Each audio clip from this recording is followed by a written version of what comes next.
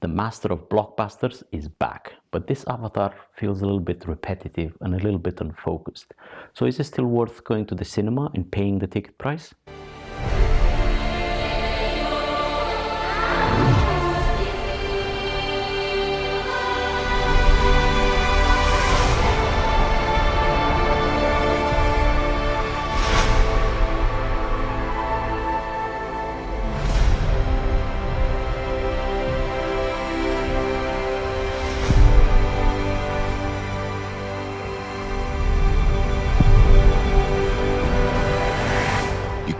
Live like this, baby. In hate.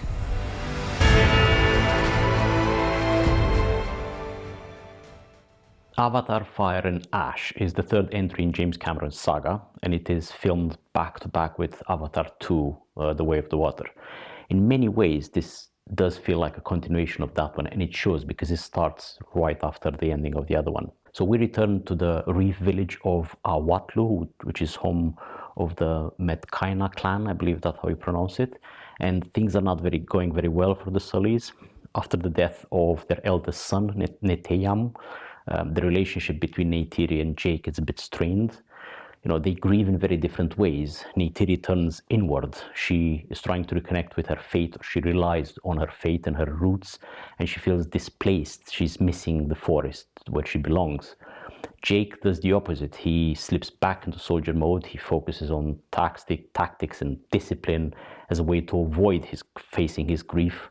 And he's still trying to remain a role model for his children. You know, all their past and present and future decisions are constantly challenged by these children of theirs because they are now growing up and they're becoming more confident and more independent. So when the family decides to take Spider, the human boy that they've adopted, back to High Camp to live with his own kind, they all travel together aboard this massive floating vessels known as Medusoids, which resemble like a giant jellyfish drifting through the sky. We've seen that in all the trailers. They're quite an impressive sight to see.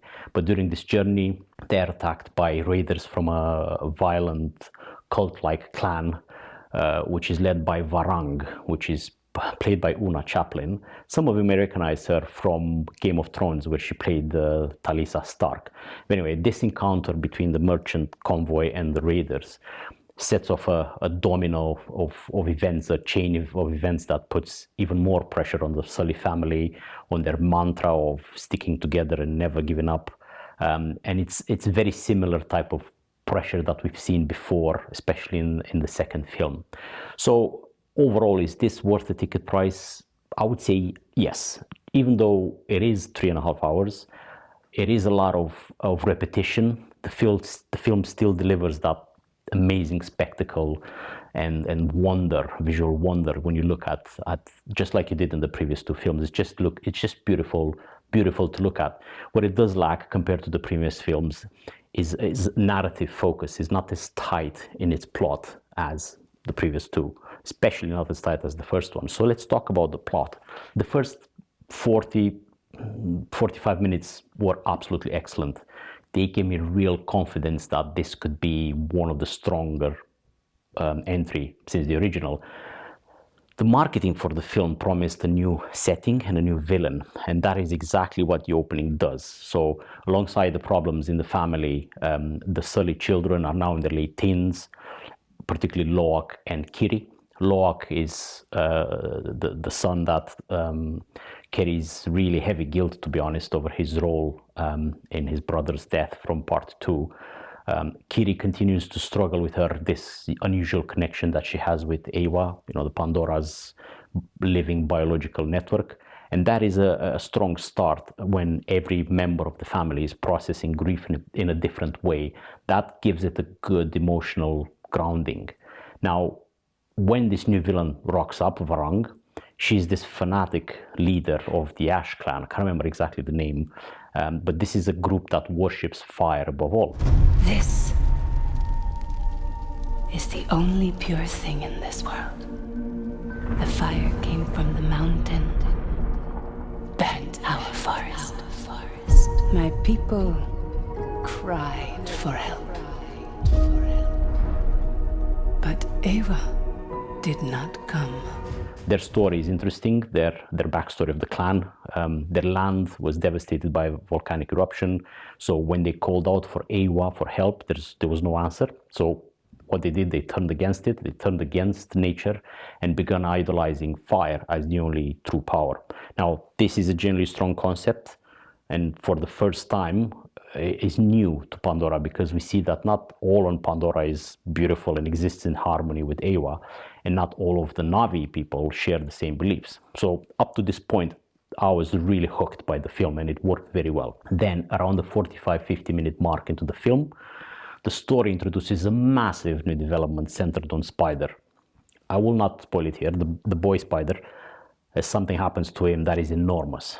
It fundamentally changes the priorities of everyone on Pandora, both the Na'vi and the humans. This is so massive that is more significant than the main conflict of the previous two films.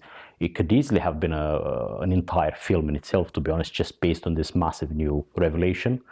So instead of keeping it away, this revelation is layered on top of everything else, and that is where the film starts to begin to lose a bit of its focus. There's way too many major storylines competing for attention. Then that makes the character shifts objectives constantly, sometimes without justification. At the start, the film positions itself as a story about family reconciliation in the face of grief.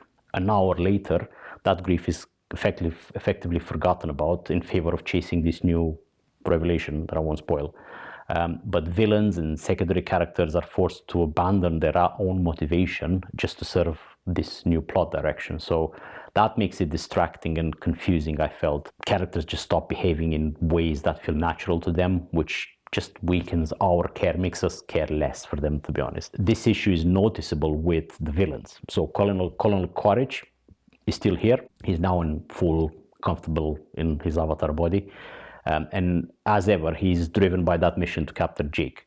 There actually is a nice early scene where him and Jake are forced to work together to save their sons. And for a brief moment there, the film hints at a possible emotional connection between them, just because they have to share their knowledge and skills to protect their children.